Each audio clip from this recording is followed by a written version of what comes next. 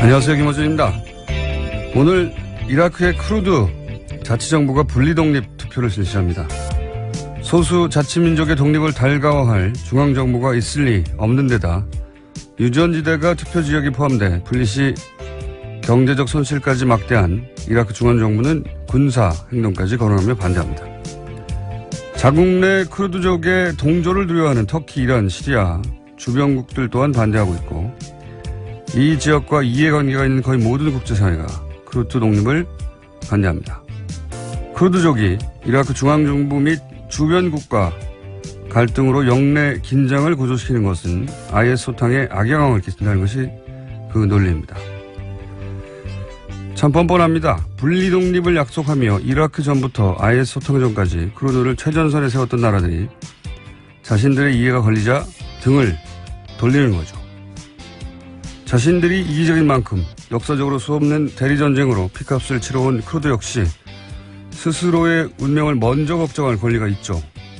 그래서 저는 개인적으로 IS 소탕과 영내 안정이 우선이라는 미국을 비롯한 모든 반대 국가들에게 그렇게 이럴까봐 두려워하는 안정을 정작 우리는 우리 지역에서 단 한 번도 누린 적이 없다고 일관하는 쿠르드 자치정부의 편에 설 수밖에 없습니다. 그것이 일본과의 샌프란시스코 강화 조약의 최대 피해자면서도 당사자국으로 참여하지 못했던 식민의 역사를 가진 국가에서 살아가는 세계 시민으로 마땅한 태도다.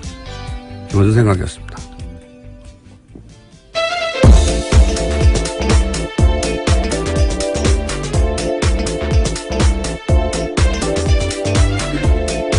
시사인의 김은지입니다.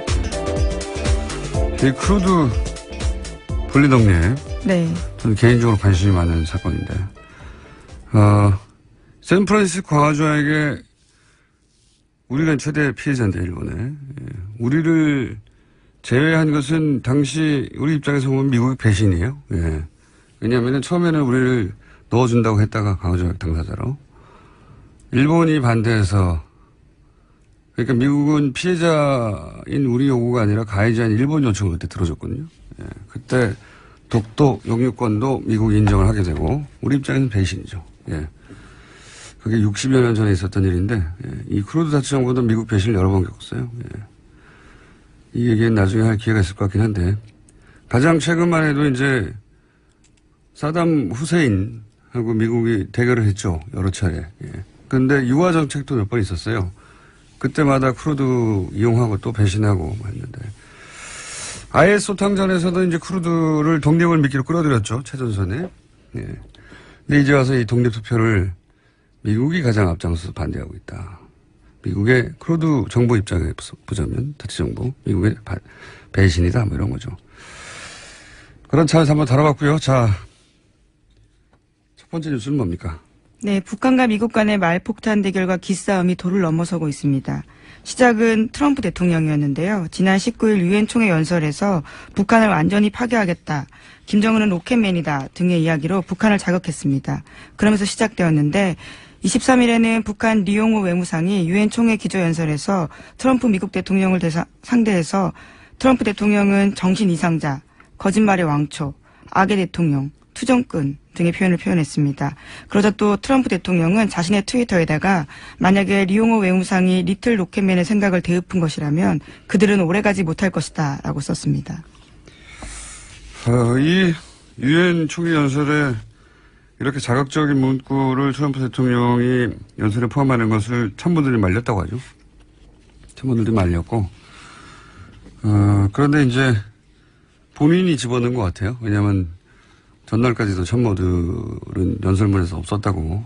왜냐하면 이 연설을 하고 나서 비난을 엄청 받았거든요. 긴장감을 확 올리는 말이기 때문에요. 네. 당연히 그렇습니다. 미국 내에서도. 트럼프는 그러니까 백악관의 보좌 시스템을 이제 사실 깡그리 무시하고 있는 것이고, 예. 대신 트윗으로 그 모든 정치를 대신하고 있는 거죠. 이 대통령이 아니었고, 미국 대통령이 아니었고, 우리나라에서 이런 일이 있었으면, 관종이라고 흔히 그렇게 지적질을 많이 당했겠죠. 예. 지금 현재 이 수준의 인사가 미국 대통령이 된 게 이제 세계적인 비극이고, 제가 보기에는, 또 한편으로는 미국의 수준인 거죠. 이 정도를 대통령으로 선정했으니까요. 근데 미국도 국민들은, 여기에 대해서 여론조사가 있던데 보니까 한 70%는 북한에 대한 선제 타격에 반대하는 걸로 나왔어요, 보니까. 네, 워싱턴 포스트와 ABC 뉴스가 23일에 발표한 여론조사인데 67%가 북한에 대한 선제 타격 반대한다라고 했고요. 미국이 군사적 공격을 가하면 동아시아에 더 큰 전쟁이 시작될 위험이 크다라는 답변도 70% 가까이 됐습니다. 뭐 정상적인 반응인데 대통령이 이 모양이니까요. 자, 이런 얘기를 주고받고 있습니다. 말폭탄을 주고받은 지 벌써 몇 개월째인데 예, 양측의 소년이 되어가고 있습니다. 그런 상황입니다. 예, 이건 뭐 데자뷰예요. 몇 달 전부터 비슷한 얘기를 계속 하고 있기 때문에. 자, 다음 뉴스는요. 네, 군 댓글 관련된 소식도 계속 전해드리고 있습니다. 군 댓글 공작에 이명박 전 대통령이 구체적인 지시를 내렸다라는 문건이 나왔는데요. 오늘 아침 한겨레신문 보도입니다. 김관진 당시 국방부 장관이 친필 서명한 A4 한 장짜리 문건인데 제목이 사이버사령부 관련 BH 협조회의 결과입니다. 여기에 주요 내용으로 군무원 증편에 대한 이야기가 있는데 이것은 대통령 지시다라고 명시되어 있습니다.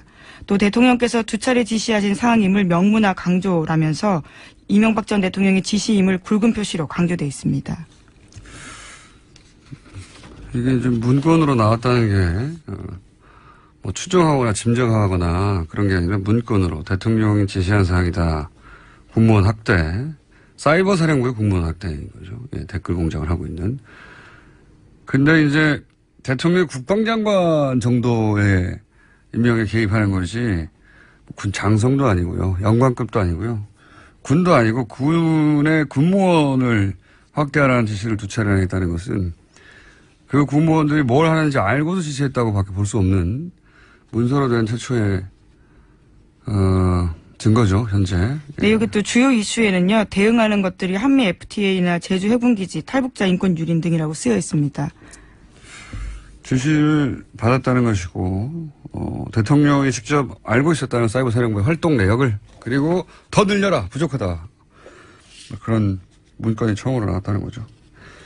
실제 이런 사이버 사령부에서는 작전이라고, 군이다 보니 작전이라고 한, 국정원에서는 공작이라고 했겠죠. 예. 작전이라고 한 그 결과치는 문서가 아니라 대면 보고를 했다고 하니까, 예. 자기들도 알고 있었다는 거죠. 이렇게 문서를 남기면 안 된다는 걸. 그런 문서가 나왔고요. 자, 다음 수는요.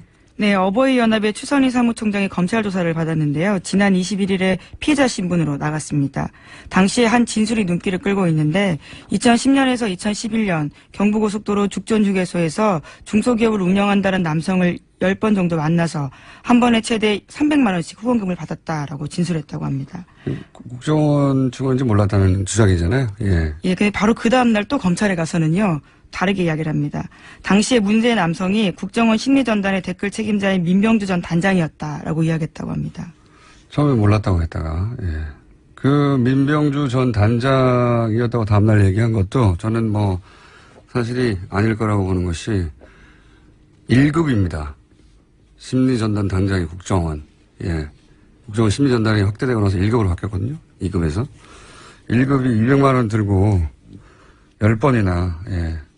죽전 휴게소에 가가지고 본인이 국정원 단장인을 밝히지 않고 그냥 중소기업 하는 사람이라고 이럴 이유가 하나도 없어요. 굉장히 위험한 행동이죠. 네. 단장이 할 수 있는. 하나도 없습니다. 단장이 다루는 인력이나 자금의 사이즈가 얼마인데 직접 가서 국정원 단장이라고 말하고 이 일이 얼마나 중요한지를 말했다 하더라도 그걸 10번이나 할 이유가 있습니까? 이거 앞뒤가 안 맞아요. 또 휴게소에서 만나서 줬다라는 건데요. 이 정도 일이라면 돈만 전달해 주는 일이라면 더군다나 200만 원씩 누군가 시키면 되는 거고. 이제 국정원에서는 신분이 드러나고 여러 차례 오랫동안 수사를 받아왔고 했던 사람이 단장이다 보니까 단장으로 몰아주기를 하고 있는 게 아닌가. 이런 추정을 해봅니다. 예. 합리적으로 납득하지 않는 진술인 것 같고요. 다음 뉴스는요? 네, 또 이명박 정부의 국정원이 판사들의 개인정보를 관변 보수단체에 흘리는 방식으로 여론전을 펼쳤다라는 JTBC 보도도 있었습니다. 2009년 8월 달 일인데요. 자유주의 진보연합이 공개했던 우리법 연구의 회원 명단이 있습니다. 여기에는 이름과 고향, 사법연수원 기수, 근무처 등 일반인들이 알기 어려운 개인정보가 모두 포함되어 있었습니다. 이걸 보면 이제 무슨 생각이 드냐면, 문재인 정부 초기 인사 중에 안경환 후보, 법무부 장관 후보의 40년 전 가정법원 판결문을 자유한국당의 중앙도 의원이 확보해서, 그 판결문을 어떻게 확보했느냐, 이런 얘기가 나왔었죠. 그리고 이제 김명수 대법원장 청문회 때도 법원 내에서 법원 행처처 정도만 알 수 있을 내부 정보를 어떻게 청문회 자유한국당 질의에서 나왔느냐. 맥이 닿는 얘기인 것 같아요. 근데 법원 내에서 나왔겠거니라고만 생각했는데 이런 과거사를 보면 국정원도 그런 정보를 알고 있었을 수 있다. 그런 의혹이 생길 만한 뉴스입니다. 그리고 그 대상은 그걸 시민단체라고 기사에서는 했지만 이건 관변단체죠. 태극기 집회 배경이 되는 그런 관변단체. 사실상 국정원이 돈을 주고 만든 단체가 아니냐라는 의혹을 사고 있습니다. 네, 그런 단체. 국정원에 직접 표면적으로 드러날 수 없으니 그리고 이런 단체들이 결국 나중에 태극기 집회를 하게 됩니다. 네, 왜냐하면 당시에 단체 명의로 낸 논평 문구도요. 국정원 직원이 전달해줬다라고 하거든요. 자신들이 스스로 한 일은 거의 없다라고 볼 수 있습니다. 자, 그런 의구심이 생길 만한 기사입니다. 네. 최근에 등장하는 법원 내 정보들이 법원의 개인적인 판사, 개개인이 제보를 한 게 아니라 이런 연장선상에서 정보기관이 흘린 게 아닌가. 그렇게 따지면 굉장히 이상한 일인 거죠. 대통령의 기관인데 국정원이라는 것이. 대통령이 바뀌었는데 국정원장이 바뀌었는데 거기로부터 만약에 정보가 야당으로 흘러갔다면 대단히 이상한 일이죠. 대단히. 아직 그 청와대 정도와 각 기관의 수상 정도만 바뀐 것이지 실제로 대통령의 기관이 국정원조차 제대로 장악되지 않았다. 현재까지는 그렇게 의심해 볼 만한 추정해 볼 만한 뉴스입니다. 자, 오늘은 저희가 이 연속으로 인터뷰가 길어서 한두 가지 정도만 더 하면 끝날 것 같습니다. 시간이. 네, 자유한국당 정진석 의원의 발언이 논란이 되고 있습니다. 노무현 전 대통령이 부부싸움 후에 자살했다라는 이야기를 했기 때문인데요. 더불어민주당은 당 차원에서 공식 대응을 하겠다고 밝혔습니다. 논란이 큰데 노무현 전 대통령을 사실은 굉장히 반복적으로 지속적으로 때만 되면 모욕을 하거든요. 저는 의도적이라고 보는데 그렇게 해서 전설을 만들려고 하는 것도 있고 정치적인. 또 한편으로는 자기들이 뭔 짓을 했는지 자기들도 굉장히 잘 알아서 이게 두려워서 그런 것도 저는 있다고 봐요. 왜냐하면 국정원, 국세청, 검찰 사장기관에 그런 지시를 한 게 그들이잖아요. 지금 그들이라고 하는 정치 세력. 당시 쇠고기 협상으로 이제 촛불 시위가 번지니까 잘못을 인정하는 대신에 자기들이 정치적 음모에 당했다라고 피해자로 스스로를 만들어냈거든요. 그 과정에서 그럼 음모를 주던 악당이 있어야 되잖아요. 그 악당 배역에 노무현 전 대통령을 공작을 통해서 강제 캐스팅을 한 거죠. 아주 악랄한 정치 공작의 교과서적인 사례인데. 근데 그렇다고 그 공작을 인정해버리면 도덕적으로도 윤리적으로도 정치적으로도 법률적으로도 역사적으로도 단죄 대상이 되기 때문에 무슨 짓을 했는지 스스로 가장 잘 아는 자들이 가장 그걸 무서워하는 거죠. 필사적으로 노무현은 그런 일을 당해도 싼 인물, 실제 노무현이 문제가 있었기 때문에 그렇게 된 거라고 끊임없이 반복적으로 이야기하는 거죠. 그런 의미에서 저는 이 노무현 전 대통령에 대한 그쪽 세력의 모독, 반복되는, 지속되는, 계속해서 1년에 한 몇 번씩은 있어요. 보면 모독은 일종의 이제 무의식에 있는 죄책감, 공포 이걸 벗어나려고 하는 하찮은 영혼들의 자기 방어다.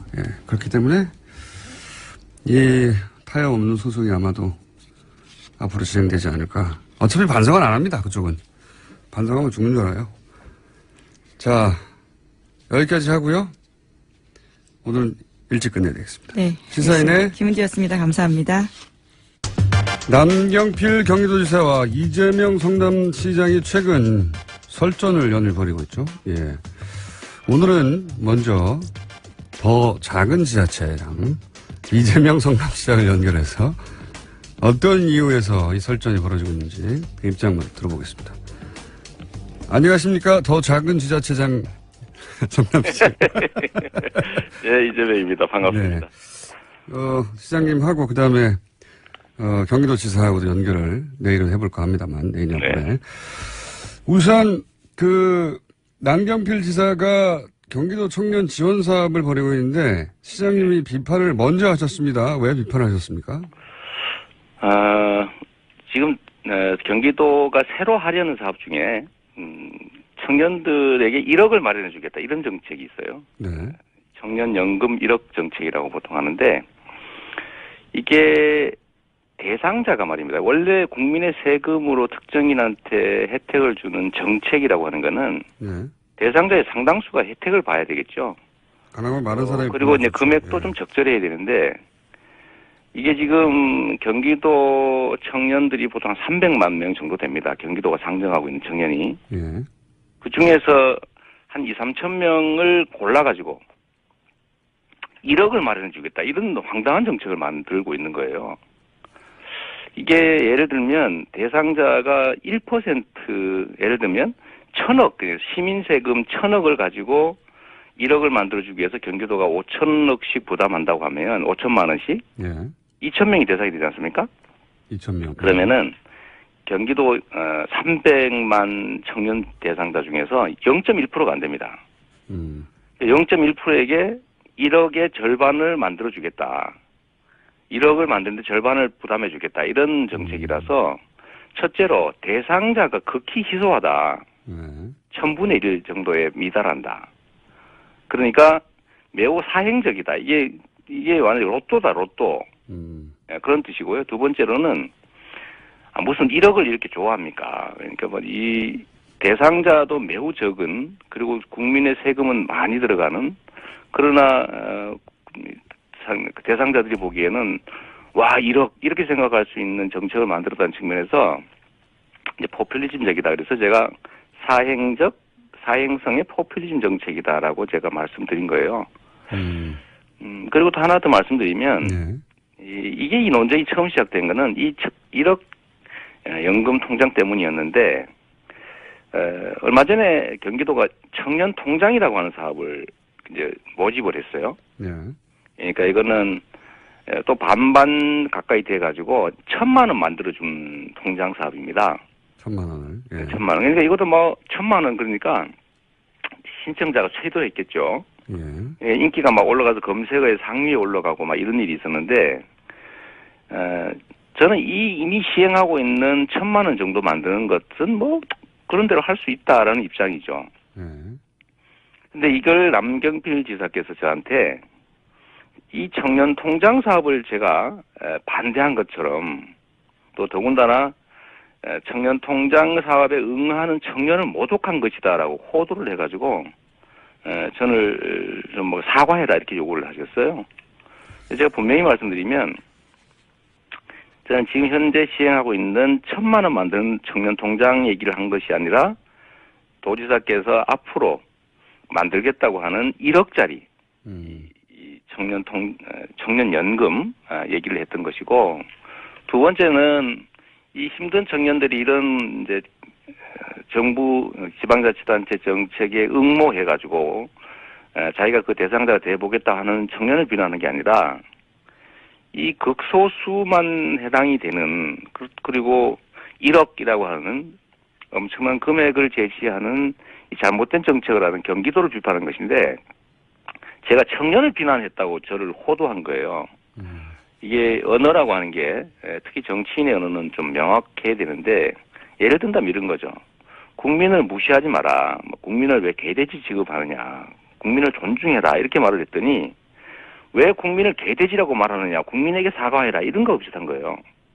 그래서 이 경기도의 이 정책이 또 하나 문제가 이런 게 있습니다. 보통 중요한 정책을 뭐 예를 들면 1,000억 단위 막 돈이 들어가는 엄청난 큰 정책들은 신중하게 하는 것이고 그러려면 보통은 이제 정상적으로 예산을 편성해서 해야 되죠.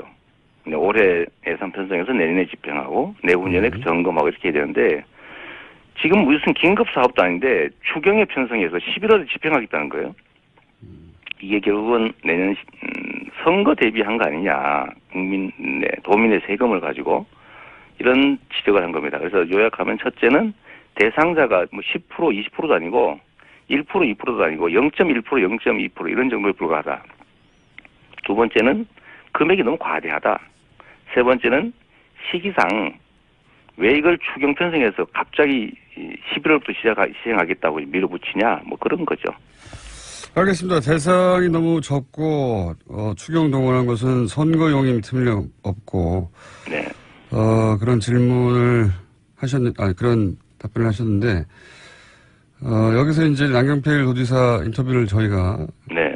2, 3일 내로 확인하겠습니다만은 사행성이란 말은 이렇게 말을 했습니다. 남경필 도지사는. 네. 사행성이란 말은 우연히 이익을 얻으려고 하는 건데 요행을 바라고 지금 네. 지원하는 청년들은 일을 하고 있고 소득이 낮은 청년들이기 때문에 사행성이라고 그들 말하는 건 그들 모독하는 거다 이런 취지의 반박이거든요. 그러게요. 그거를 네.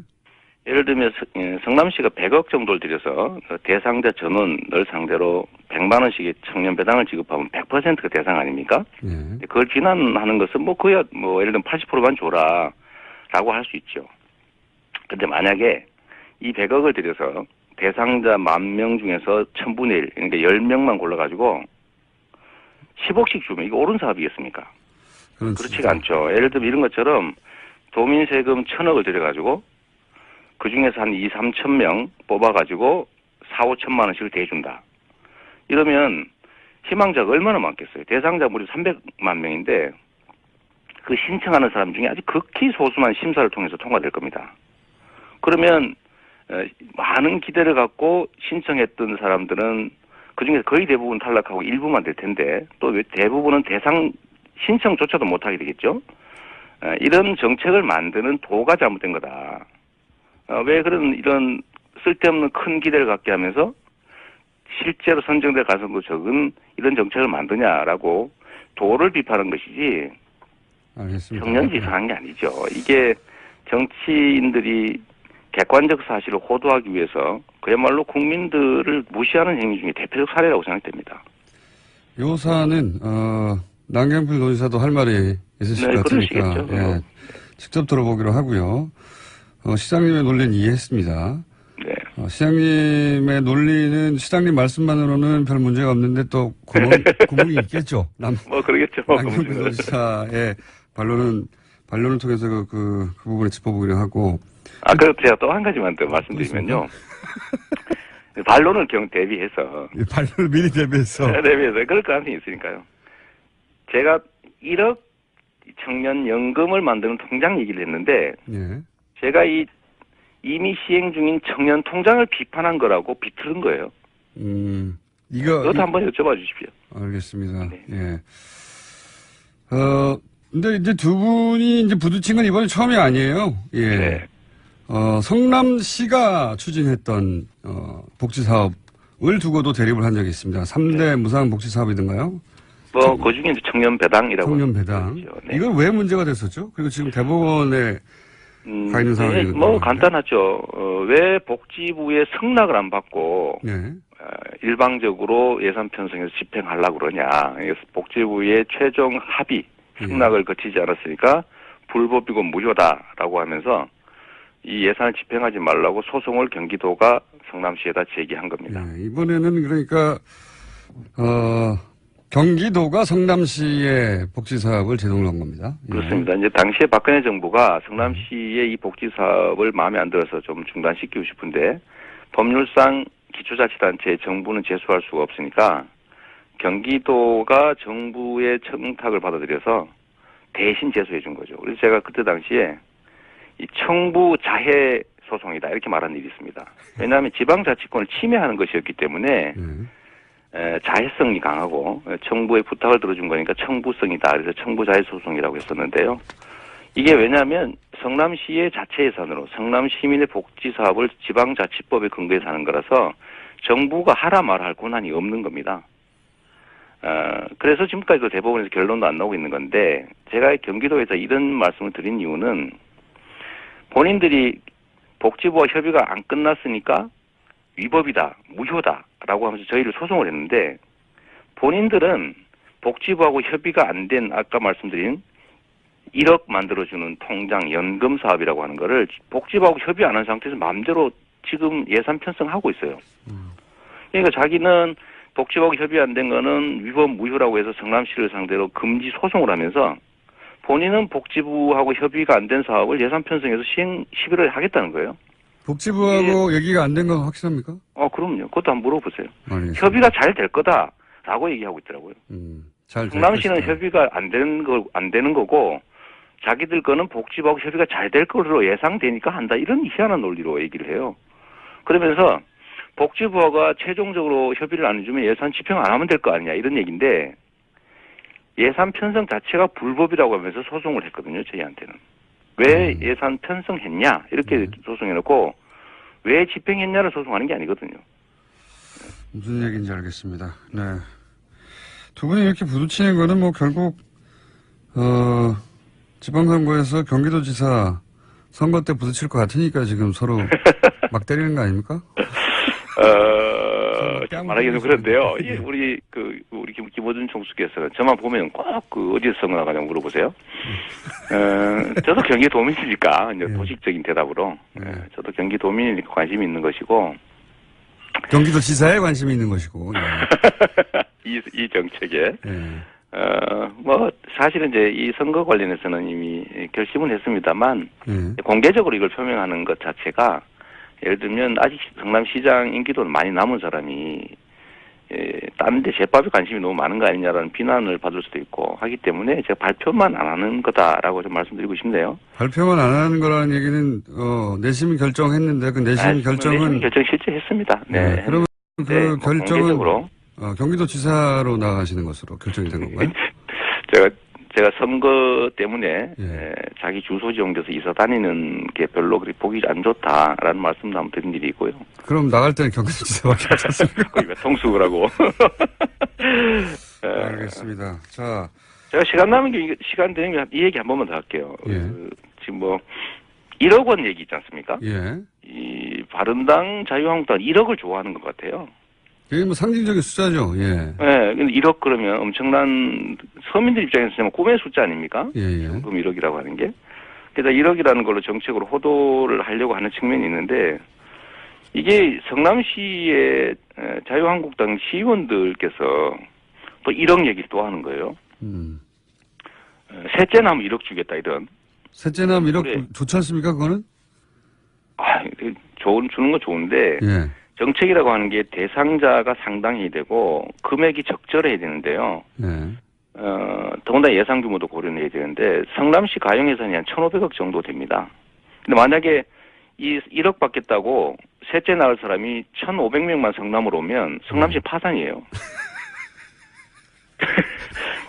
이런 거를 밀어붙이면 이게 그야말로 이런 게 포퓰리즘이죠. 그래서 이걸 제가 반대를 했는데 지금 경기도도 1억을 만들어주겠다 이런 1억 숫자를 제시하고 대상자는 그야말로 0. 몇 프로. 아무래도 이제 그 하면 안 유권자들의 눈을 확 사로잡으니까요. 1억이라는 숫자는. 저도 뭐 나름 포퓰리즘 정책을 한다고 많이 비난받습니다만은 저는 겨우 하는 게 30만 원. 그거 뭐 몇백만 원. 너무 째째하신 거 아닙니까? 아니 그게 예산 상황을 고려해야 되고요. 예. 두 번째로는 대상자가 상당 정도 혜택을 봐야지 정책이지. 예를 들면 저도 인기 얻는 방법 좋은 거 있죠. 성남 시민 1인당 1억씩 주겠다 그러고 한 100억 편성해서 한 100명 뽑아주면 그것도 정책은 정책 아닙니까? 만약 제가 그랬다고 하면요. 대상자가 0.1% 뭐 1%밖에 안 되는 몇 천만 원 주는 사업했다 그러면 제가 아마 맞아 죽지 않았을까요? 아니 맞아 죽지는 않고. 그래? 예. 그 아이디어를 먼저 생각하셨으면 1억을 먼저 밀고 나가셨을지도 몰라요. 저희도 사실 고민했어요. 네. 그러니까요. 저쪽이 아이디어가 먼저 나오는 바람에 일단 저는 반대로 고민했죠. 제가 기본소득 제도를 도입하기 위해서 한 100억 정도 예력이 되니까 시민들한테 10,000원씩 주는 게 좋으냐, 청년들을 선정해서 특정 나이에 전원에게 100만 원 주는 게 좋으냐, 그 고민을 한 일은 있습니다. 사실. 네, 100만 우리 그런 되게 쪼잔하죠. 10,000원. 근데 저기 확실히 손이 크셔가지고 1억 이렇게 나오시더라고요. 확실히 그 같은 돈을 놓고도 바라보는 시각 차이 혹은 정치적 입장 차이가 큽니다. 네, 저기서는 그러네요. 예, 100억 가지고 1억씩 100명한테 줄까 이렇게 생각하는 거고. 예. 네, 우리는 막 100만 명한테 10,000원씩 하면 좋을까 이런 쪼잔한 생각하고 그럽니다. 근데 1억이 확 당기긴 합니다. 네, 맞습니다. 그게 바로 사행성이라는 거죠. 그게 바로 사회성이다. 네, 자, 여기는 한 로또가 그런 거죠, 로또가. 예. 그래서 시장님 이제 끝날 때가 됐습니다. 1,000원 깎아주는 것보다는 예. 10억 당첨될 수 있는 확률 10억 한 1,000원짜리 복표를 주는 거를 국민들이 좋아하는 측면이 있죠. 근데 그렇게 하면 안 되는 거죠. 알겠습니다. 논지는 충분히 이해했고요. 여기에 대한 반론은 저희가 직접 경기도 지사에게 들어보기로 하고 남편을. 시장님은 이제 그만 들어가십시오. 근데 저도 하나 물어보고 싶은 게 있는데요. 예. 그 저수지 게임 말이에요. 예. 저수지 게임 예. 준 감독이시던데 흥행은 잘 되고 있습니까? 네. 이런 얘기 하면 안 되는 거예요? 저 이해관 당사자라 제가 잘 되도록 도와주십시오. 네. 예, 카드 열심히 긁겠습니다. 네, 감사합니다. 네, 감사합니다. 네, 네. 지금까지 이재명 성남시장이었습니다. 이명박 정부 당시에 국정원이 4대강 사업 반대하는 학자들을 사찰했다. 예, 이런 의혹이 제기됐죠. 일관되게 4대강 사업을 공개적으로 비판해왔던 학자 굉장히 드뭅니다. 그 드문 학자 중에 가장 돋보이는 분입니다. 가톨릭 관동대 박창근 교수님 전화 연결됐습니다. 안녕하세요, 교수님. 네, 안녕하십니까. 네. 국정원이 4대강 사업 반대하는 학자를 사찰했다. 이런 의혹이 언론을 통해 제기됐는데 4대강 사업을 반대하는 학자 하면 교수님 아닙니까? 아이고, 많이 있습니다. 예. 근데 일단 교수님이 직접 혹시 겪으신 일들이 있나요? 일단 4대강 사업의 특성을 봐야 되는데, 예. 이것은 지난 MB 정권, 즉 이명박 정부 때 최대 국정 사업이었거든요. 네. 일간에서는 국정원에서 했지 않느냐 하는데, 저희들은 오히려 이것은 청와대 차원에서 관리했다고 저희들은 보고 있습니다. 청와대가 컨트롤 타워였다? 네. 예. 그런 것도 저는 몇 군데서 간접적으로 확인을 했었고, 그러니까 그 MD가 청와대에서 무슨 일인지 모르지만은 4대강과 관련돼서 특히 전문가들에 대해서도 언급이 있었다라는 얘기를 간접적으로 들은 적이 있습니다. 그러니까 그 청와대에서 네. 예, 이명박 전 대통령이 4대강 반대하는 사람들을 잘 관리하고 있느냐 하는 얘기를 했다고 하는 걸 들은 적이 있다. 네, 아주 그 높은 차관급 이상에서 들었습니다. 그렇군요. 그러니까 국정원은 실행 조직이었을 뿐이지 반대하는 학자들을 관리 잘 하라고 한 것은 이명박 전 대통령 본인이었다. 이렇게 지금 저희들은 네. 저는 그렇게 보고 있고, 국정원에서 저를 사찰한 것은 한 정황상으로 한 6군데 이상 저는 이미 확인을 하고 있습니다. 정황상 대여서 사례는 구체적으로 어떤 것들입니까? 일단은 제가 일단 박원순 제안문건 네. 거기에 보면은 첫 페이지에 4대강 반대론자인 박창근 교수가 서울시정에 참여하고 해서 좌파 지정이 될 것이다 있지 않습니까? 예. 그러니까 그건 직접적인 거고, 간접적으로는 제가 4대강 사업 전에 교수님 그 연구 용역하기 안 되겠습니까? 그래서 군에서 용역을 했는데 국정원에서 저와 관련된 자료를 다 제출받아갔다. 그래서 그 담당 공무원이 저한테 슬쩍 기뜸을 해주더라고요. 아하, 군에서 용역 사업을 했었는데 국정원이 군에 와서 담당 직원한테서 용역 사업 자료를 다 받아갔다. 예, 그리고 또 공기업체에서 또 제가 용역을 했는데, 거기서도 재해와 관련된 자료를 다 가져갔다. 사기업의 용역에 관련해서 자료를 또 사기업으로 받아갔다는 이야기를 또 그 담당자로부터 들으셨고. 예. 예, 그리고 또 제가 김두관 지사 시절에 사대강 사업 중에서 가장 넓게, 그다음에 광범위하게 된 데가 낙동강이거든요. 네. 그래서 제가 경상남도 낙동강 사업특별위원회 위원장을 했습니다. 네네. 동안.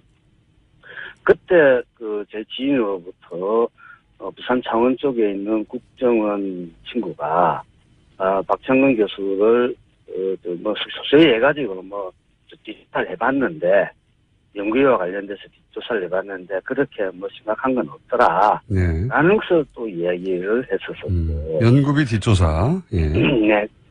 그리고 또 국정원 직원이 한번 또 만났습니다. 보자 그랬어요. 아, 직접 만나셨어요? 네. 네.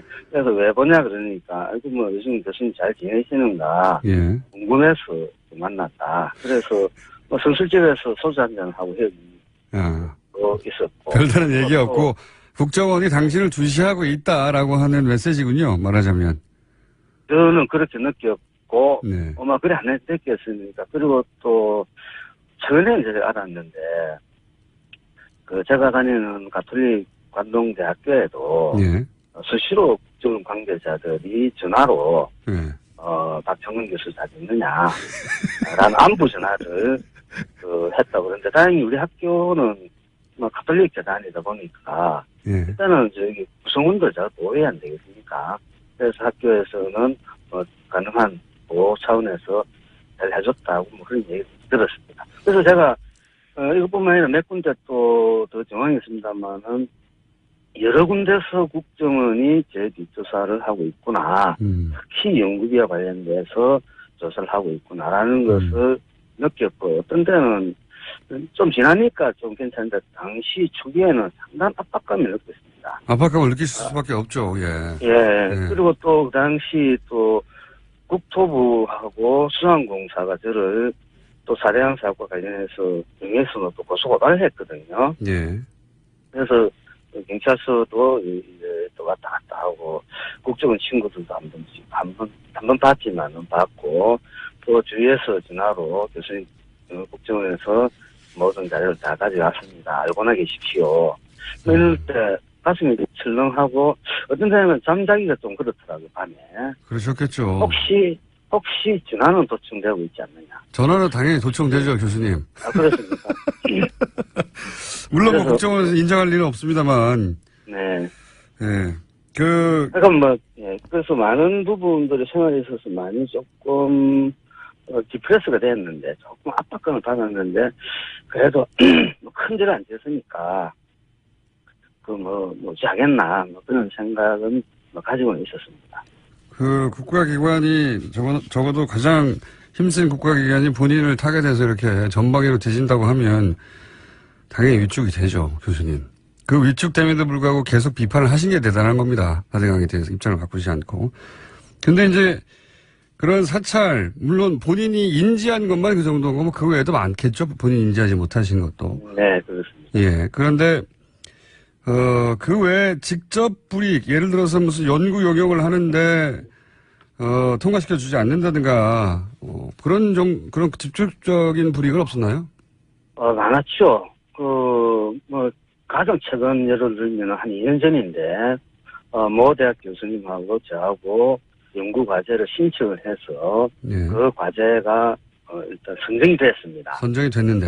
선정이 되고 나면 그 다음에 계약을 해야 되지 않습니까? 예. 계약하는 과정에서 박창근을 좀 빼달라고 직접적으로 요청을 받았답니다. 최근 2년 전까지도요, 계속해서. 그 2년 전 얘기입니다. 그래서, 저한테, 1년 전이 있는지가 모르겠네. 하여간 최근입니다. 그래서 저한테, 교수님이 오셔가지고, 이렇게 여차히 차다 그러니까, 그래, 알았습니다. 그래서 저는 같이 이제 연구하기로 계획서를 짰는데, 저는 빠지게 되고, 그런 사례들이 있었고, 저는 또 그전에는, 국민안전처에서 또 영역이 있었는데, 큰 영역이었습니다. 그래서 제가 연구 책임자가 돼서 팀을 구성해서 지원을 했죠. 근데 그게 상당히 이례적이었었어요. 보통 평가할 때는 당일날 평가 끝나는데 한 2주가 돼도 평가 결과를 발표를 안 하더라고요. 당일 발표가 2주 지났는데도 하지 않더라. 예. 그래서 그 뒤에 들어보니까 이거 확인된 건 아닙니다만 간접적으로 확인했습니다만은 BH에서 관여를 했다라는 얘기를 청와대에서 해주더라고요. 그래서 이게 물론 뭐 제가 이명박 정부 초기 때 이미 제가 정부 둘이 토목은 정부 관련 연구를 많이 하지 않습니까? 그때도 이미 제가 연구 과제에 들어가는 것을 어디선가 맡고 있구나라는 것을 알고 있었습니다. 알고 있었는데 그래서 이명박 정부 때는 잘 하려고 안 했습니다. 그런데 박근혜 정부 때도 그런 피해를 저는 피해랄까요? 뭐 그런 걸 받은 기억이 있습니다. 알겠습니다. 교수님뿐만 아니라 사실은 4대강에 반대했던 그렇게 많지는 않았지만 학자들은 대부분 유사한 피해를 당했을 것 같은데 네. 거꾸로 블랙리스트만 있는 게 아니라 요즘 보면 화이트리스트가 등장하지 않습니까? 예. 네, 지금 현재 영산강에 가면 성촌보라는 데 보가 있습니다. 예. 그 보에 공원이 있는데 거기에 가면은 세칭 4대강 공접비 해가지고 비석에다가 한 2,000명쯤 되는 정도 이름이 꽉 적혀 있습니다. 1,020명 정도. 예. 한 2,000명 가까이 되는 것 같아요. 거기 학자들도 있나요? 당연히 있죠. 공무원들. 그리고 또 이명박 정부 말기에 4대강 사업에 공헌을 했다는 이름으로 1,157명에 대해서 훈포장을 줬습니다. 훈포장. 예. 그러면 그게 이명박 정부 때는 화이트리스트 아니겠습니까? 그럼 그 훈포장이 예. 예를 들어서 교수가 훈포장을 받았다 그러면은 난 훈포장을 받았으니까 가침이 있겠죠.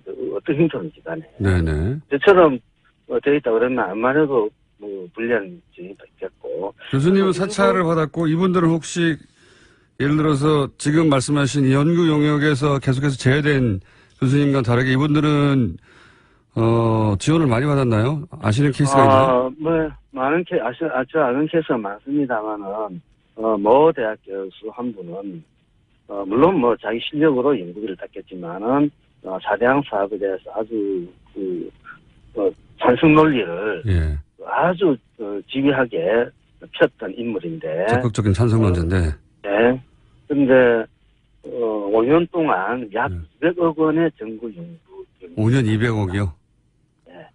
예. 근데 저희들은 뭐 그런데 건축하지 못했죠. 근데 문제는 그와 같이 그 정도 돈 연구비를 받으면 밑에 교수들이 한 10몇 명 같이 붙거든요. 그럼 연구 책임자가 되지 않습니까, 본인이? 네네. 그럼 밑에 교수들이 논문 한 편만 쓰더라도 10편이 되지 않습니까? 네네. 그러면 자기는 교심 제자라든지 또 제사로 들어가게 되거든요. 네네. 그러니까 이 양반은 한 1년이나 2년 지나면 논문이 몇십 편이 되어버리는 거예요. 그리고 다음에 또 정부 과제에 신청을 하면 어찌 될까요? 더 이익을, 연구 교수는 연구 결과가 그 교수를 평가하는 게 있지 않습니까?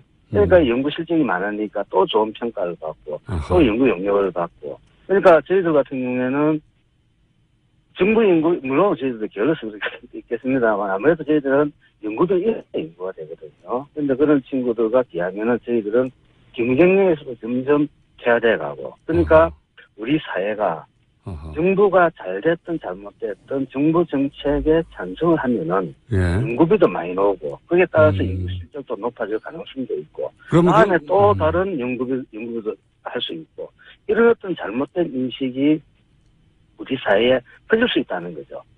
그렇게 되면은 학자들이 자기가 학교 공부할 때 교과서에서 배웠던 내용과 다른 얘기를 하게끔 만드는 거죠, 우리 사회가. 그래서 이와 같은 것은 뭐 적폐 중에 하나겠습니다만은 앞으로 우리 사회가 좀 더 건전해지려고 그러면은 이와 같은 잘못된 관행들은 빨리 조사를 해서 대책을 마련하는 게 필요하다고 봅니다. 정치가 그렇게 만들기도 했지만 정치의 그런 유혹을 받아들인 거죠, 그분은. 교수님은 거절한 것이고요. 예. 여러 가지가 있겠죠. 학연도 있고, 이래 대해서 했겠지만은, 하여간, 우리가, 너무 거창할지 모르지만은, 일제장제가 청산되지 못해가지고, 곧 사회가 많이 뒤틀렸지 않습니까? 우리 교수님, 학교에서도. 네. 여기까지 일단 듣겠습니다. 다시 모실게요. 박창근 교수였습니다. 북핵 위기 계속되고 있습니다. 네. 지금, 이 상황을 이분은 어떻게 보실지 러시아 출신 북한 전문가 국민대학교 안드레이 란코프 교수님 스튜디오에 직접 모셨습니다. 안녕하세요. 네, 안녕하십니까. 제가 발음을 잘했습니까? 안드레이. 잘했습니다. 네, 잘했습니다. 네, 안드레이 란코프 네. 교수님. 네. 자, 굉장히 경력이 굉장히 특이하십니다. 레닌그라드 국립대학을 나오셨고 네. 김일성 종합대학에서도 1년간 교환 학생으로 네, 그렇습니다. 북한을 가신 거고 그럼 한국말을 북한에서 처음 배우신 건가요? 아니면 물론 북한에서 평양에서 배우기 시작했습니다. 배우기 시작하셨고 그 당시에 김일성 종합대학에 왔을 때 제가 한국어를 거의 못했습니다. 네. 하지만 그 후에 오랫동안 남한에서 살고 있기 때문에 아마 거의 2004년부터 여기에 살고 있습니다. 90년대에도 살았습니다. 합쳐서 거의 20년 됐습니다. 거의 20년. 그래서 지금 제가 하는 한국어는 물론 북조선말 아니라 남한어, 남한국어입니다. 알겠습니다. 들어보니 알겠습니다. 그런데 처음 시작은 북한에서 한국어를 배우신 거고 네. 한국학을 전공하셨다고 제가 들었거든요. 사실상 우연한 것이라고 말할 수 있습니다. 저와 나이가 비슷한 소련 한국 전문가들 가운데 처음부터 한국을 배우고 싶은 사람들이 거의 없습니다. 한국 전문가인데도 한국어를 배우는 사람이 거의 없는데. 원래, 그래서 예를 들면 제가 원래 중국어학과, 중국역사학과에 입학하였습니다. 중국에 대한 관심이 많았습니다. 당시에 제가 중학교를 다녔을 때 1970년대 소련에서 한반도에 대한 관심이 별로 없었습니다. 그때는. 당시에 소련 사람들이 북한이 사실상 미친 스탈린주의 독재 국가라고 생각했고 70년대에도 그렇게 생각했어요? 물론이요. 사실상 당시에 소련에서 북한만큼 인기가 없는 사회주의 국가, 공산권 국가가 없었습니다. 70년대 기준으로도? 네. 당시에 매우 싫어했습니다. 그냥 소련 공산당 간부들까지 이렇게 생각했습니다. 극한 스탈린주의 독재 국가이다. 그래도 남한도 별 인기가 없었습니다. 남한을 잘 모르고 알 수 있었던 게 무엇일까? 친미, 파쇼 독재 국가이다. 둘 다 관심이 없고. 그러니까 북한은 극단적인 스탈린주의자고 남한은 친미 파쇼 국가다. 네. 당시 소련의 인식은 그랬다는 거죠. 네, 그렇습니다. 80년대 말까지 주로 이러한 의식입니다. 그 때문에 제가 당연히 한반도에 대해서 생각도 못했고 중학교를 다녔을 때 그 후에 대학교에서 중국 역사를 배우기 시작하였습니다. 하지만 당시에 소련과 중국 사이가 좋지 않았습니다. 지금도 안 좋잖아요. 네, 결국은 직업이 없었습니다. 당시에 한국어를 조금 배우는 학생들이 있었지만 수준이 높지 않아요. 수준이 높지 않았다. 당시에 한국어를 배우고 싶은 학생들이 주로 그냥 성적이 좋지 않아서 시험을 잘 보지 않아서 한국어를 배웠습니다. 그래서 가장 인기가 없고 인기가 제일 밑바닥입니다. 그리고 당시에. 점수를 잘 줄 것만 같은 외국어로서 외국어 가운데. 외국어 과목으로서 물론 당시에 소련에서 외국어 대학은 인기가 대체로만 하면 높았습니다. 하지만 그 외국어 대학, 외국어를 배우는 학생들 가운데 한국어는 제일 밑바닥입니다. 그때 그랬고요. 그래서 당시에 소련과 북한은 학생 교류 협정이 있었습니다. 협정이 있었다. 매년 100명씩. 교환 학생 프로그램이 있었군요. 네, 북한에서 100명씩 매년 100명씩 와서 소련에서 북한으로 간 사람이 많아도 15명, 보통 10명 정도입니다. 북한에서 당시 구소련은 100명씩 하고 구소련에서는 북한으로 교환 프로그램이 있는데 한 10명밖에 안 갔다. 그렇습니다. 당시에 소련 입장이 무엇일까? 북한에서 배울 게 없다. 배울 수 있는 게 조선말뿐이다. 조선말뿐이다. 그 때문에 국가에서 지원을 받고 유학으로 간 사람들은 한국말, 조선말 배운 학생들 뿐입니다. 이렇게 북한으로 갔습니다. 그렇군요. 자, 그럼 정리해보면 공부를 못했고 하지만 들어가기 어려운 대학원을 들어가기 위해서 교수님이 중국어 학과에서 사람을 뽑았는데 듣고 보니 좋은 프로그램이네? 그래 북한에 가서 말을 배우고 와야지 이렇게 생각하신 거죠. 자, 이렇게 한국말을 얼떨결에 배우기 시작하셨는데 그 이후로 결국 한국에 오셨고 이런 배경을 가지신 북한 전문가십니다. 최근에 북한 김정은 정권에서 6차 핵실험도 하고 미사일도 계속 쏘고 그러고 있습니다. 여기 대해서 이제 국제사회가 어떻게 하면 북한의 핵실험을 멈추고 핵을 포기하게 만들까. 이제 트럼프 대통령 같은 경우에는 뭐 막 전쟁할지도 모른다. 전쟁을 할 거다. 뭐 이런 식의 그 압박을 하잖아요. 그리고 이제 동시에 북한 제재, 경제 제재를 경제 제재와 또 군사적인 압박 두 가지를 동시에 합니다. 둘 다 압박이죠, 사실은. 이게 북한에 효과가 있을까, 1차적으로 일단? 제가 보니까 효과가 없을 겁니다. 효과가 없을 거다. 북한이 비핵화는 불가능합니다. 북한의 비핵화는 불가능하다고 보신다. 예. 네. 북한 엘리트 계층의 입장에서 보면 그들은 핵을 개발하기 시작한 이유는 무엇일까요? 예. 체제 유지입니다. 체제 유지. 네. 그들은 지난 20년 세계 역사를 보면 그들이 볼 수 있는 게 무엇일까요? 아프가니스탄 사건입니다. 그렇죠. 탈리반 정권은 미국 공격 때문에 무너졌습니다. 예. 이라크에서 사담 정권이 무너졌습니다. 네. 레바논도 마찬가지죠. 네, 제일 대표적인 것은 리비아입니다. 리비아. 가다피 정권은 왜 중요하냐? 가다피는 원래 2000년대 초 개발하기 시작했던 핵무기를 포기했습니다. 그렇죠. 아직 핵무기가 아니지만 개발이 시작하는데 이 프로그램을 포기하였습니다. 네. 미국과 협상을 계속 했죠. 그렇죠. 맞아요. 예. 그는 당시 미국은 리비아 정권이 핵을 포기한다면 많은 보상을 받을 수 있다고 주장했습니다. 실제로? 결과는 무엇일까? 예. 가다피는 피살됐습니다. 그렇죠. 예. 그래서 미국이 지금 배후에 있다고 얘기하죠. 맞아요. 예. 그래서 지금 북한이 배운 게 무엇일까요? 예를 들면 리비아가 핵을 포기했을 때 많은 미국 외교관들이 북한이 꼭 리비아 교훈을 배워야 한다고 주장하였습니다. 당시에는 그랬습니다. 네, 지금 북한이 무엇일까? 리비아 교훈을 잘 배웠습니다. 거꾸로 배운 거죠. 네, 예. 체제를 유지하기 위해서 핵을 꼭 개발해야 합니다. 북한 엘리트 지배계층의 입장에서 보자면 미국 리비아의 경우에는 협상해서 핵을 포기하고 체제 보장을 받은 거라고 생각했는데, 그렇죠? 리비아 입장에서는 했는데, 그리고 이제 많은 교류도 있었죠. 그래서 이제는 리비아가 안전하구나 했으나 시간이 좀 흐른 후에 사실은 미국이 배후에 있다고 의심되는 반군에 의해서 죽었죠. 네, 그렇습니다. 제거당했죠. 그러니까 북한 입장에서는 그걸 보면서 다른 정권들도 봐도 미국 말을 믿고 포기했다가는 우리도 큰일 난다. 이렇게 생각할 것이다. 네, 그렇습니다. 네. 다른 일도 있습니다. 예를 들면 1994년에 우크라이나는 당시에 소련 해체 이후 핵무기가 있었습니다. 예. 당시에 소위 말하는 94년 부다페스트 각서가 있었습니다. 예. 당시에 미국, 영국, 러시아는 우크라이나 국경 보장을 약속하였습니다. 예. 우크라이나는 러시아로 핵무기를 반납했습니다. 그렇죠. 네, 그러나 크림 한반도는 어떻게 됐을까요? 이것을 보면 북한이 미국뿐만 아니라 모든 강대국들이 약속을 절대 믿지 말아야 하는 교훈을 배웠습니다. 북한 입장에서는 강대국들이 핵 보유국들이죠. 실제. 그렇습니다. 자기들은 핵을 가지고 있는 국가들이 핵에 대해서 얘기하는 걸 믿지 않아야 된다라는 교훈을 역사로부터 배웠을 것이다. 그렇습니다. 근데 이제 그 부분은 북한을 탓할 수 없는 게 실제 약속을 어겼어요.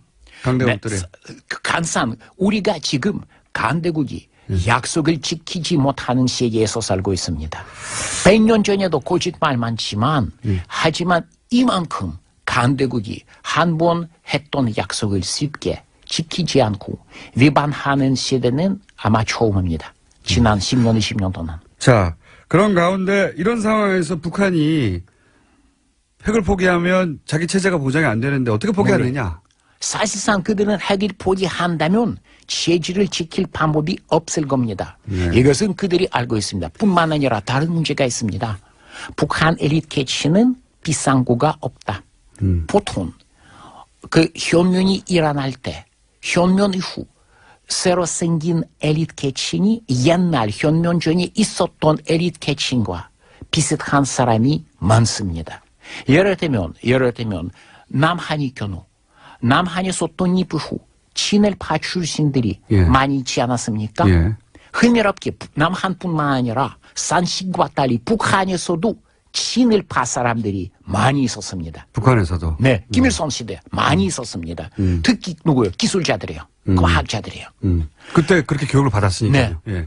대안이 없었습니다. 대안이 없어서. 당시에 30년대 교육을 받은 사람이 불가피하게 예. 어느 정도 친일파라고 할 수 있어요. 예, 예. 하지만 북한 지금 김정은 시대 북한 에리트 계층이 공포는 무엇일까? 체제가 무너진다면 체제가 무너진다면? 흡수 통일이 생길 가능성이 높습니다. 체제가 무너지면 남한의 흡수통이 될 이렇게 것이다. 된다면 북한 에리트 계층은 엘리트 계층은? 미래가 없다. 미래가 없다. 그들은 살아남기 어려울 수도 있습니다. 예, 일반 북한 주민들이야 흡수 통일돼서 세월이 지나면 괜찮겠지만 북한 엘리트층은 뭐 살아남을 수가 없으니까. 물론이요. 예. 그들은 운이 좋으면 살아남고 권력이 없을 겁니다. 그러나 살아남을 수 있을지도 모릅니다. 예를 들면 북한 간부와 이야기를 나눌 때 그들이 많이 하는 질문이 무엇일까? 독일 통일 이후 돈독 간부들이 어떻게 되냐? 특히 북한 내부 선전, 비밀 선전 자료를 보면 그들이 북한 간부들이 그 독일 통일 후에 돈독 간부들이 예. 고생이 너무 많다는 것을 알고 있습니다. 사실보다 매우 과장된 이야기입니다. 네. 어쨌든 초현까지 이야기입니다. 거짓말이에요. 그래도 믿어요. 그러니까 이제 독일이 통일되고 나서 당시 동독의 공산당 간부들이 목숨을 잃지는 않았지만 사회적으로 매장됐지 않느냐. 네. 그러니까 북한 지배계층들 입장에서 보자면 통일이 만약에 된다면 만약에 남한 주도로 통일이 된다면 자기들은 이제 진짜로 죽거나 아니면 사회적으로 매장될 테니까 그래. 네, 그렇습니다. 그걸 원할 수가 없다. 중국은 사실상 네. 엄격한 대북 제재를 반대할 것입니다. 네. 그렇지 이것뿐만 아니라 다른 입장에서 보면 북한 정치 노선을 결정하는 사람들은 북한 경제가 다시 무너질 경우에도 다시 한번 90년대 말처럼 기근이 발생할 경우에도 그 사람들이 굶어 죽을 사람들이 아닙니다. 그 북한 엘리트 계층이 한 번도 보지 못한 함경북도 농민들이 많이 굶어 죽을 수 있을 겁니다.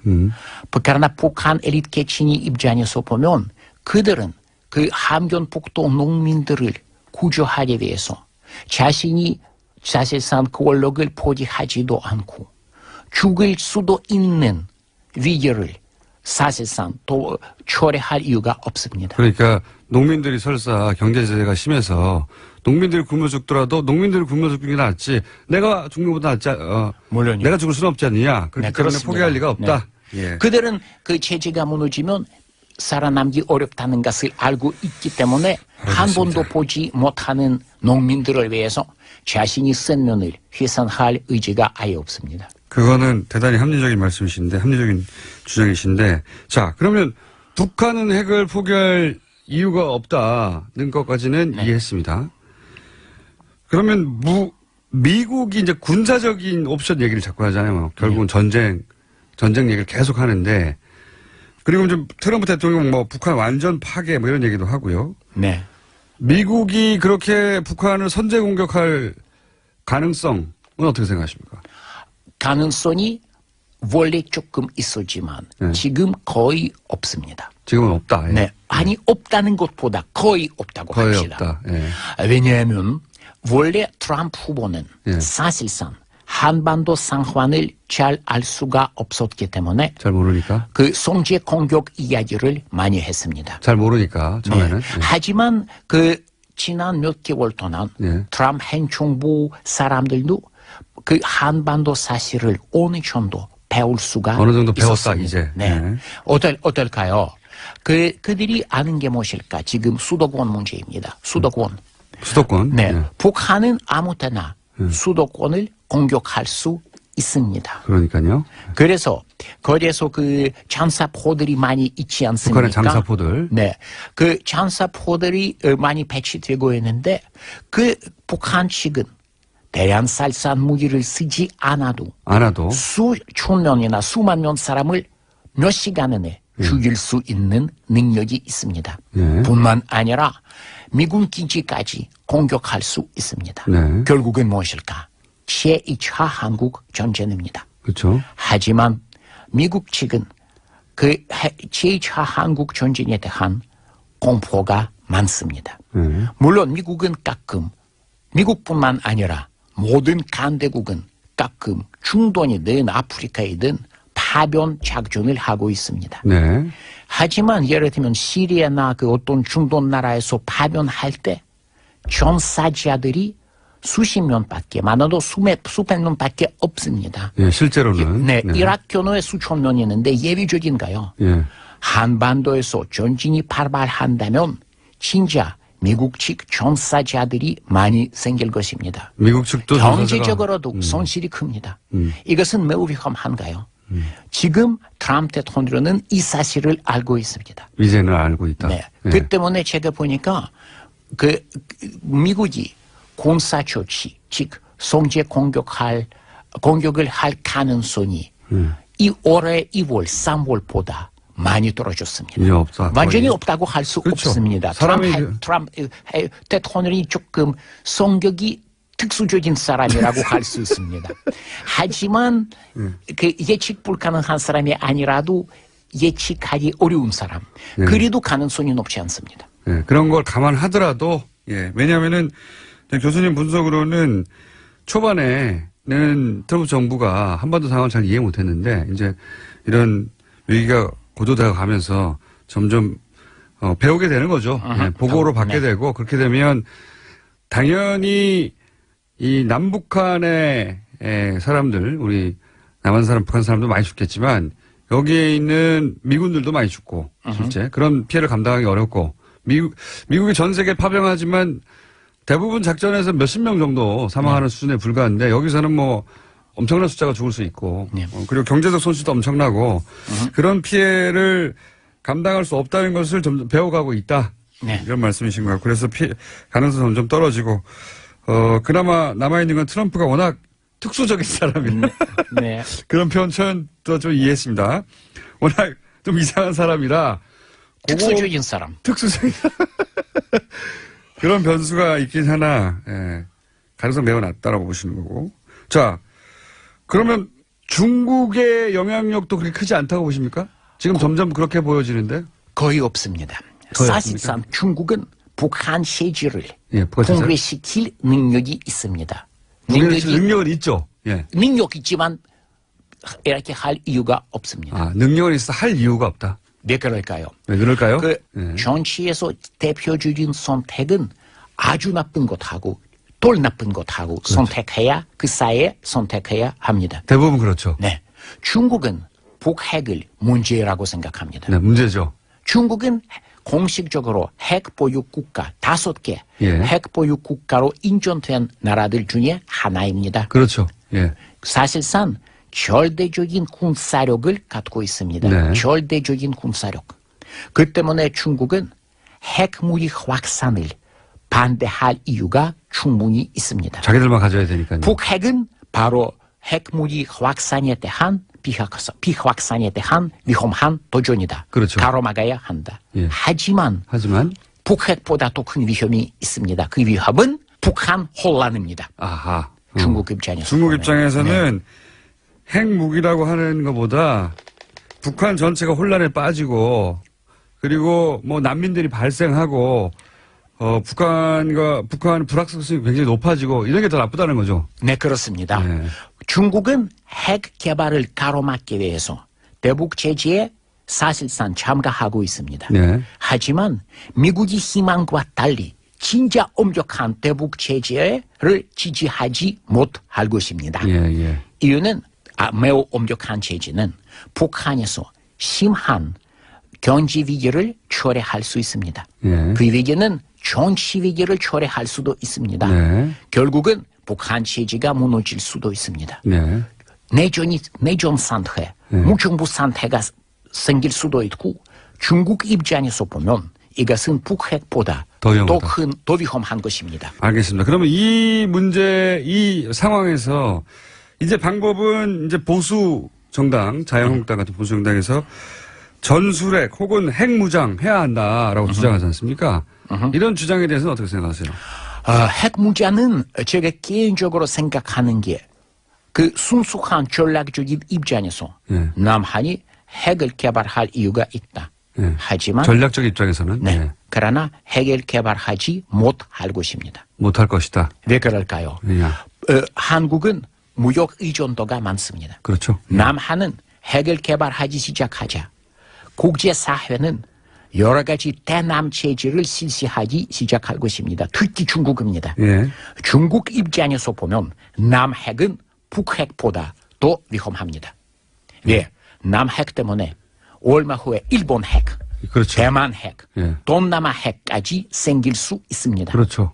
그 때문에 남한이 정말 핵 개발을 시작한다면 예. 중국은 사실상 매우 엄격한 북한의 제재보다 더 큰 제재를 훨씬 더 심한 사실상 100% 보이콧까지 가능합니다. 하지만 남한의 경우 남한 무역에서 중국이 차지하는 비율이 얼마요? 4분의 1 정도입니다. 미국도 당연히 핵 개발에 대해서 미국도 조금 제재하고. 하고 중국이 많이 할 것입니다. 네. 이렇게 양측에서 타격을 받을 남한 경제가 어떻게 될까요? 네. 아마 전례 없는 경제 위기에 빠질 겁니다. 그러나 남한은 민주국가이다. 남한 유권자들은 이 상황을 보고 이러한 정책을 실시하는 여당에 대한 불만이 많이 있을 겁니다. 결국은 다음 선거 때 이 정치 세력이 핵을 개발하기 시작할 정치 세력은 사실상 그 권력을 유지할 가능성이 거의 없습니다. 알겠습니다. 자, 전반적으로 입장은 이제 이 상황에 대한 입장을 이해했습니다. 지금 그럼 남한이 취할 수 있는 그 정책이 뭐가 있냐? 지금 현재 문재인 정부는 대북 제재도 하지만 동시에 대화도 해야 된다라고 얘기하지 않습니까?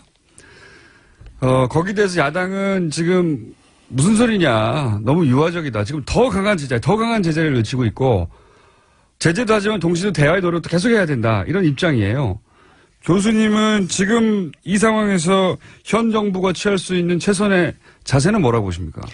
제가 보니까 문 대통령의 태도는 옳은 태도입니다. 동시에 압력을 가하기도 하고 회담을 해야 합니다. 문제는 지금 문재인 대통령은 할 수 있는 게 거의 없습니다. 그 옵션이 없다는 얘기를 많이 들어요. 옵션이 없습니다. 예. 여기에서 국내 문제가 아니라 국제 문제입니다. 국제 미국 문제다. 문제입니다. 예. 예를 들면 제가 개인적으로 개성공단 체계는 매우 좋은 아이디어라고 생각합니다. 개성공단 빠를수록 지금, 좋아요. 빠를수록 그러나 좋다. 불가능합니다. 지금 한국은 개성공단을 체계한다면 미국에서 트럼프 행정부에서 매우 심각한 짜증이 생길 것입니다. 짜증이 날 것이다. 현 상황에서 문 대통령은 미국 태도를 무시할 수 있는 상황이 아닙니다. 그렇죠. 사실상. 현실적으로. 그뿐만 아니라 미국에서 짜증이 생긴다면 미국은 외교 압박뿐만 아니라 예를 들면 무역, 예. FTI 문제까지 예. 사실상 수단으로 쓸 수도 있습니다. 이것은 어느 정도 미국 입장에서 보면 충분히 이해할 수 있는 태도입니다.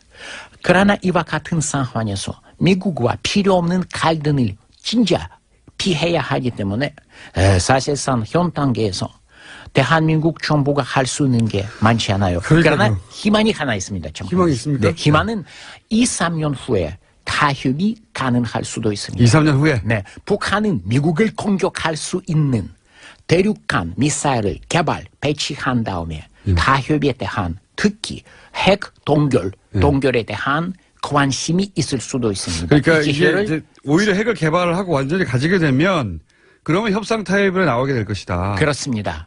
이것은 아마 2, 3년 후에 생길 것 같은 기회입니다. 남한은 이 기회를 잡아야 합니다. 알겠습니다. 전반적으로 잘 이해했고요. 예. 지금 문재인 정부의 기본 방향은 옳으나 손에 쥔 카드가 없다. 사실상. 개성공단도 없고 뭐 사드도 사실은 이미 전 정부가 배치해버렸고 카드가 없기 때문에 할 수 있는 옵션이 너무 적고 그리고 미국이 지금 이렇게 압박할 때 미국 압박을 전면적으로 거부할 수도 없다. 문제는 바로 지금 대한민국이 전략적인 지위를 보면 미국을 무시할 수 있는 상황이 아닙니다. 그렇죠. 예. 미국과 동맹을 유지할 필요가 있습니다. 미국도 동맹을 용지해야 되는데 또 미국 말대로만 할 수도 없고 그런데 미국 말대로 하지 않고 우리 주장을 해 나가려고 하자면 우리도 카드가 있어야 되는데 카드가 너무 없고 어려운 처지다. 지금 돌파 국면은 아마 오히려 북한이 핵을 ICBM을 완성하고 그런 이후에 핵 동결을 조건으로 미국과 협상을 시작하려는 태도 전환이 있을 때 그때 돌파구가 생길 수 있을 것이다. 그때를 놓치지 말아야 된다. 네, 그렇습니다. 자, 오늘 말씀 감사합니다. 지금까지 북한 전문가 국민대학교 안드레이 란코프 교수님이었습니다. 감사합니다. 감사합니다. 네, 불친절한 AS 시간인데 공지가 먼저 하나 있습니다. 내일이 바로 뉴스공장 벌써 1주년입니다. 네, 1주년 꼭두 새벽 라이브 생방송 공개방송을 하게 되는데 이낙연 총리 출연 진작에 화제가 됐었던 근데 저희가 연락을 받았어요. 연기해야 하겠다고. 하필 국무회의를 주관하는 날이라 매우 사소한 이유네요. 청와대에서 국무회의를 주관한다고 합니다. 네. 그래서 불가피하게 연기가 됐습니다. 그래서 공개 방송이 아닌 그냥 생방송으로 라디오로 들으셔야 되겠습니다. 자, 이낙연 총리 출연은 내일 연기되었다.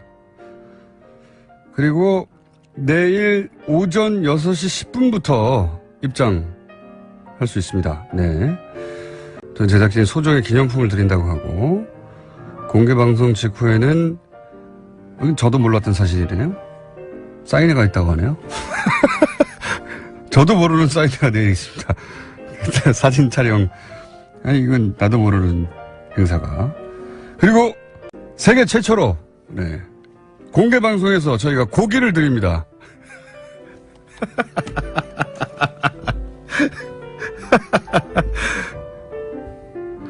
말도 안 되는 이야기네요. 네.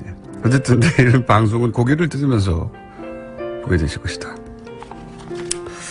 내일 뵙겠습니다. 6시 10분에 오시면 무조건 입장이 가능하냐? 그러실 수도 있고 아니실 수도 있습니다. 만약에 못 들어오시면 1층이 전면 유리로 되어 있어요. 밖에 서서 보시는 것으로. 한 300여 분 정도는 들어가고 300여 넘어가면 아마 밖에 스피커를 설치해서 밖에서 그냥 보시는 것으로. 근데 큰 유리창이기 때문에 다 보입니다. 네. 그리고 내일이 공개방송이라 공개방송 관련한 문자도 많네요. 예. 공개방송날 길을 못 찾고 헤맬까봐 친구와 TBS 하는 답사를 다녔습니다. 택시 타고 오시면 되는데 큰 길가인데. 란콤프 교수의 발음이 공장장보다 훨씬 정확합니다. 이런 문자가 몇 개 왔네요. 말도 안 되는. 유타주 솔트레이크 시티, 독일로 떠나는 리무진 버스 등등 정치자분들도 문자를 보내주셨고 이런 문자도 있네요. 네. 저희 집 앞에 성진 슈퍼가 있는데 굉장히 점잖게 보이시는 분인데 맨날 뉴스공장을 듣고 계시다고. 의외라고. 뭐가 의외입니까? 내일 공개방송입니다. 이낙연 총리는 하필 국무회의 주관하셔서 내일이 아니라 다른 날로 연기되었습니다. 네. 여기까지입니다. 자, 인문결 연구소. 아직 독립 홈페이지가 없습니다. 블로그죠. 지금은 카페에 있어요. 카페. 그거나 네. 카페. 다음 카페군요. 네. 아니, 다음이 아니라 다른 거고요. 네. 다른 포탈인가요? 아니요, 네이버. 예. 그러니까 네이버라고 하시면 되지, 그걸 또. 예. 하여튼 네이버에 예. 카페로 존재하는. 9월 말이면은 완성될 겁니다. 9월 말에 독립적인 홈페이지가 완성되고. 네. 지금은 카페 가입을 하셔야 되고. 네. 예. 지금까지 가입된 인원이 100여 명 정도? 네. 예. 들어와 보셨나 보네요? 아니, 지난주에 말씀하셨어요. 그랬어요? 예. 카페가 100여 명이면 대단히 작은 거거든요. 네. 예. 아주 사소한 취미 카페도 몇천 명 됩니다. 취미 카페 오히려 많죠. 예. 하지만 여기는 유료로 하기 때문에. 네네. 그죠? 예. 덕분에 근데 지난주에 말씀을 해주셔가지고, 이 방문자 수가 얼마나 늘었을까요? 하여간 엄청나게 늘었습니다. 그렇군요. 공장장의 힘이 이 정도일 줄 다시 한번 느꼈습니다. 하지만 가입은 하지 않았죠. 가입은 또 다른 문제고요. 가입은 방문했는데 가입에 돈이 들어. 다시는 오지 말아야지 이렇게 생각하시는 분도 있을 테고. 자, 인문교연구소 소장님, 님상훈 소장님 나오셨습니다. 오늘은 어떤 국제뉴스입니까? 지난주에 그 로힝야 이야기를 하다가 멈췄기 때문에 예. 그 마무리를 빨리 하고 오늘 다른 이야기를 하려고 합니다.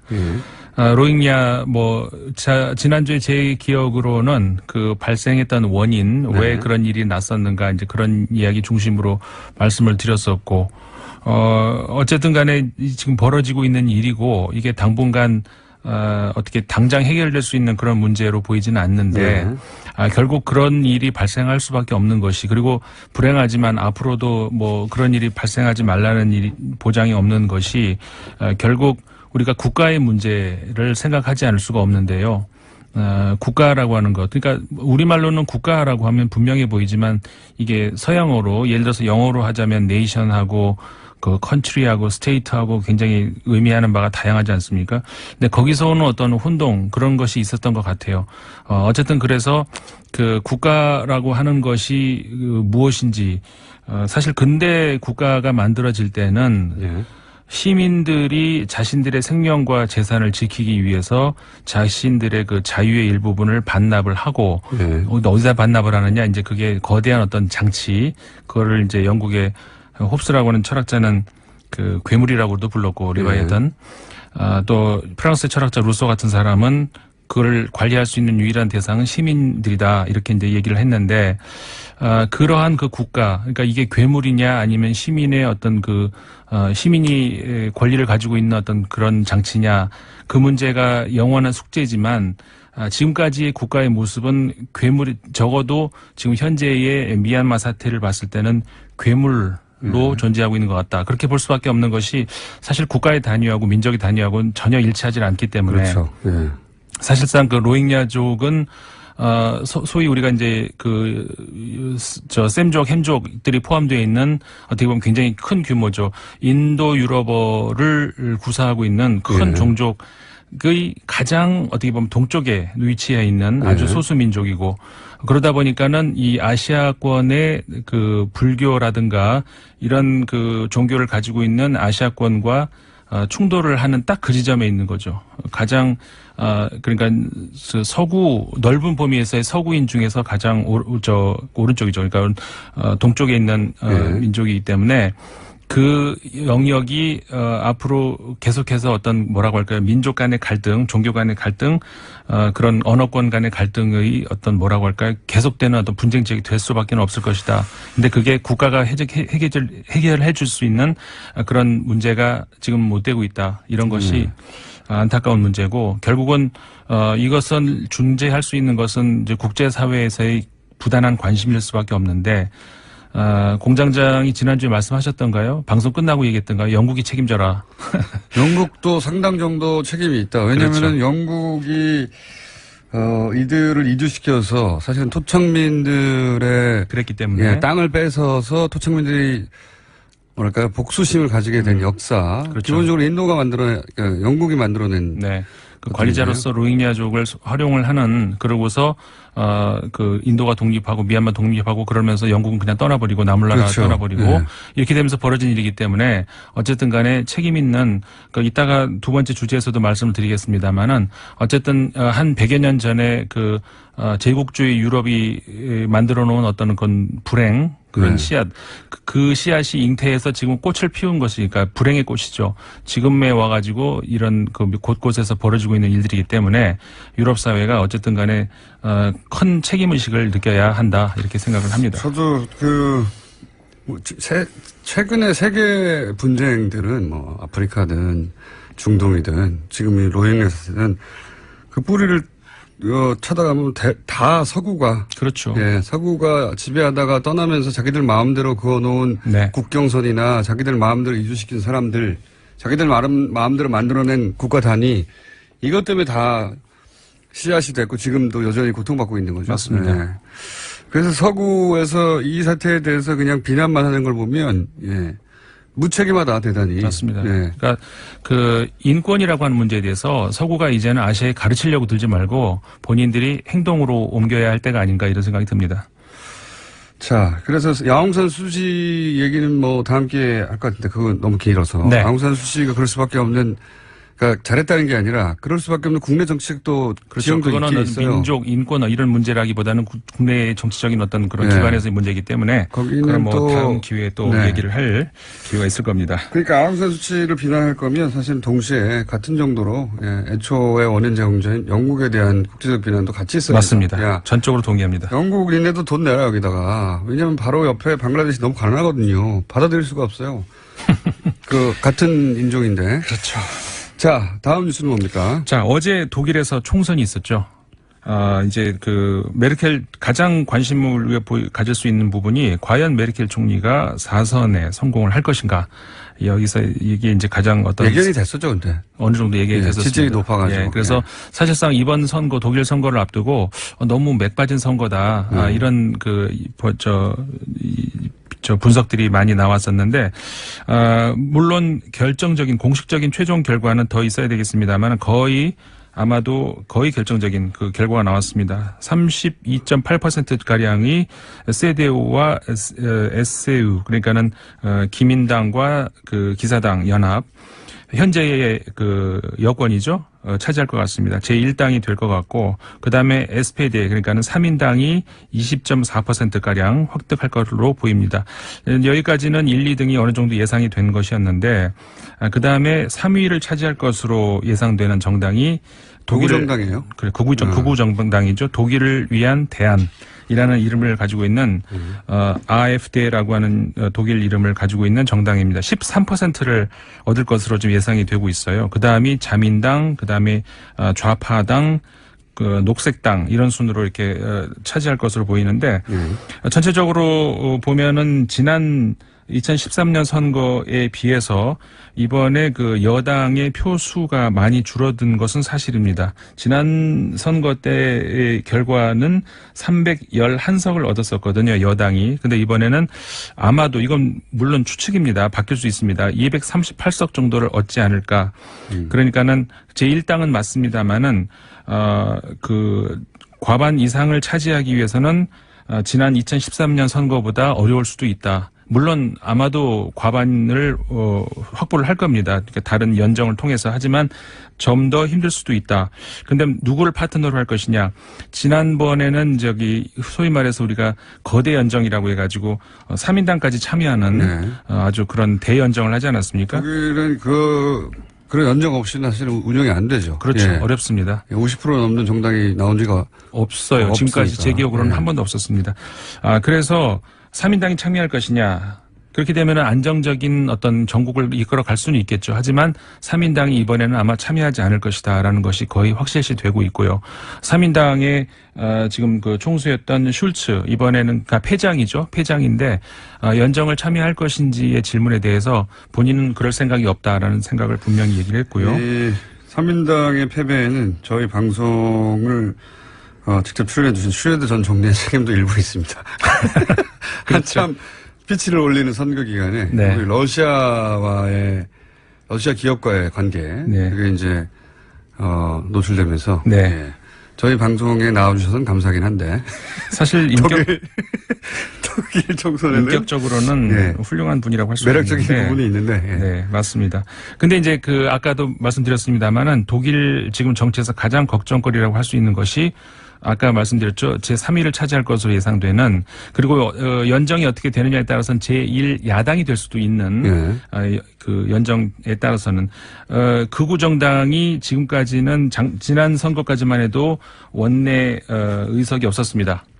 그런데 이번에는 만약에 예상이 맞다면은 90석이 넘는 그런 의석을 얻을 수도 있는 이거는 뭐 더 두고 봐야 됩니다. 물론 구호 정당이 그 정도 했으면 정말 엄청난 거죠. 그렇습니다. 나치가 다시 등장했다고 생각해도 되는 겁니다.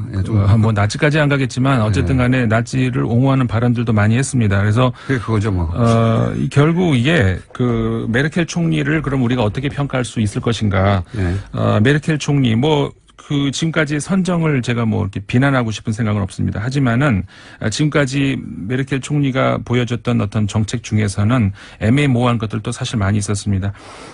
물론 예를 들어서 난민 정책 같은 경우에 지난 2015년 난민들이 급거 밀고 들어올 때 수용하는 그런 자세를 보였죠. 그렇지만 관리를 실패했습니다. 그거로 인해 가지고 극우 세력이 아주 폭등하는 그런 빌미를 제공하는 것 이런 것이 유럽 있었고. 전역이 그렇죠. 난민 문제 때문에. 예. 그러면서 지난 5월 달에 프랑스 선거도 그랬습니다만은 이번 독일 선거에서도 봐서도 우리가 이제 볼 수 있는 것이 유럽에서 극단 세력으로의 어떤 그 유권자들의 어떤 뭐랄까요. 분화가 일어나고 있죠. 네. 예. 그래서 지금 아까 극우 정당도 그렇지만 아까 좌파당이라고 하는 정당이 새롭게 굉장히 지금 떠오르는 그러면서 3인당이 이제 많이 이제 줄어들었었죠. 3인당이 이제 진보 정당입니다. 네. 그래서 지난번 프랑스하고 똑같은 그런 결과가 지금 나오고 있어요.